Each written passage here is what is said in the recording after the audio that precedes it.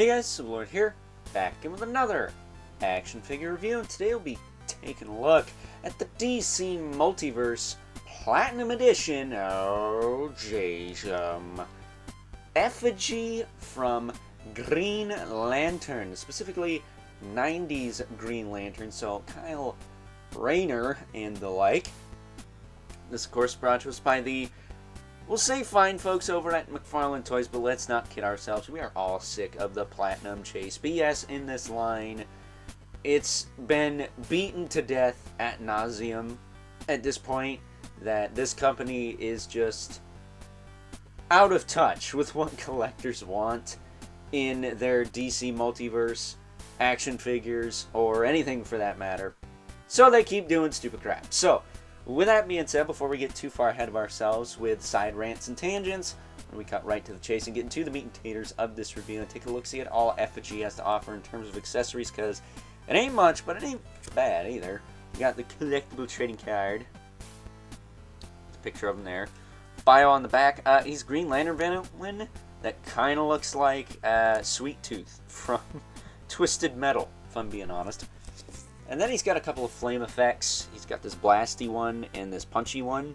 If I'm not mistaken, these are new too, so really dig those. They're very solid on his hands. This one is made for the left arm. This one is made for the right. They kind of form fit to his specific hands.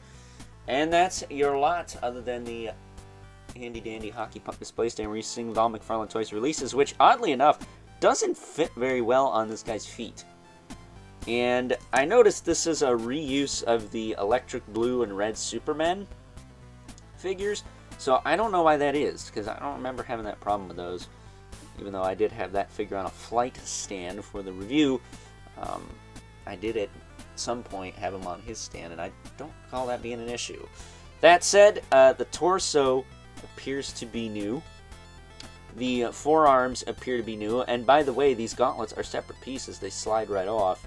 And he's got bare forearms and no cuffs. Why did Electric Blue and Red Superman not have no cuffs? I don't understand. These are the questions that will eventually give us the answers to the universe. But either way, he's got a really good head sculpt too. Really dig that.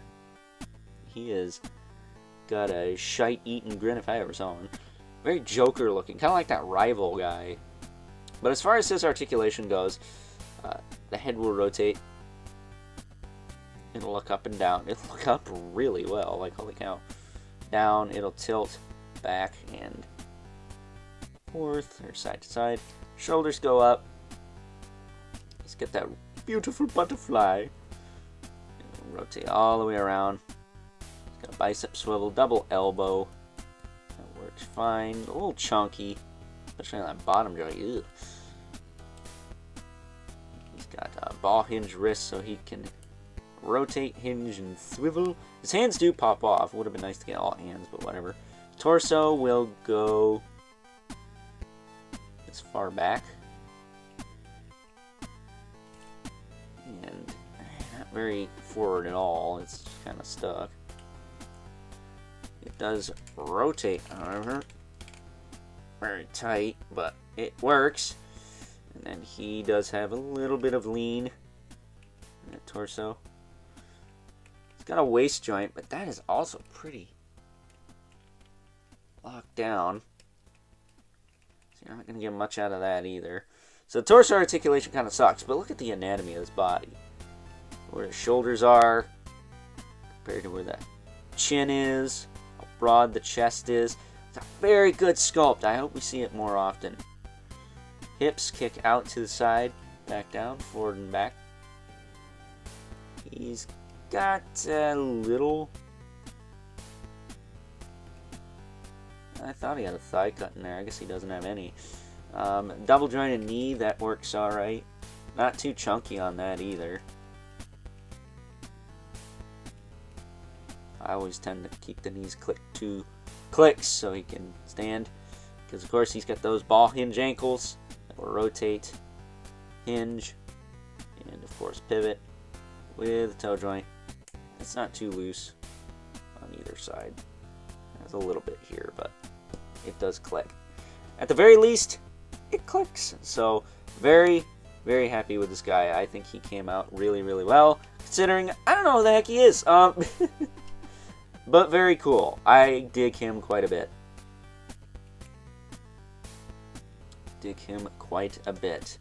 And since I can't afford the old Sweet Tooth from Twisted Metal figure from, I want to say DC directed that, then I guess this guy's the next best thing.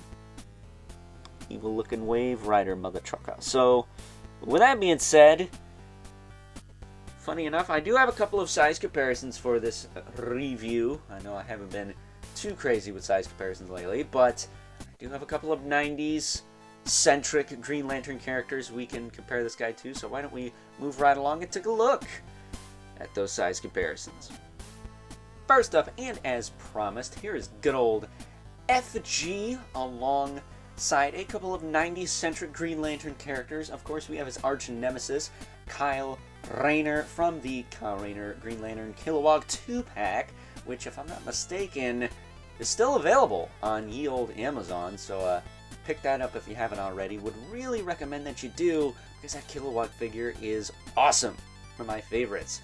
Then we also have the Walmart exclusive, gold label Hal Jordan Parallax. You can get Sinestro Parallax at Target now, but this is the Parallax we all know and love from ye olde 90s comics. I think he works best with these two. Definitely a really cool display. I'm surprised we have, well, there's only 3, but so many 90s centric Green Lantern characters. I hope we see more. We actually also have that John Stewart, who also has the nice knitted mama sweater suit that Kyle Rayner's got. Of course, the color palette's different, but you know what I mean. Get them out of here. Bring in our 2 regulars, the Mythic Legion's Brother Mandibilith. Right there. And the infamous 11 Spawn, who, well, if we don't count his Ghost Rider hair, or in this case Sweet Tooth hair, because let's not kid ourselves,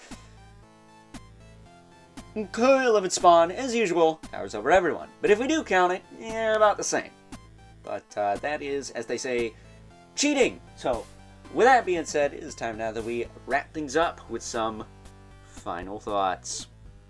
Overall, and while I may not know a whole heck of a lot about good old Effigy as far as a character goes, what I do know is that the fine folks over at McFarlane Toys did quite possibly the best they could have with a character that I'm sure not a lot of people are familiar with. At the end of the day, he's a cool looking Green Lantern villain that kind of gives me vibes of Sweet Tooth from Twisted Metal, and at the end of the day, I don't think that's such a bad thing.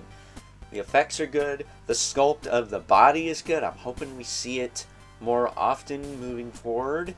I know it's a bit of reuse from the Electric Blue and or Red, whichever you prefer, Superman from the JLA Plastic Man Collectible Wave, but the anatomy and the sculpt is really, really good on this body. I think this is possibly the best body we've gotten in this line as far as, you know, proportions and stuff for superheroes and comic book characters go. So with that being said, I hope you guys enjoyed this review. Until next time, I'll catch you guys later.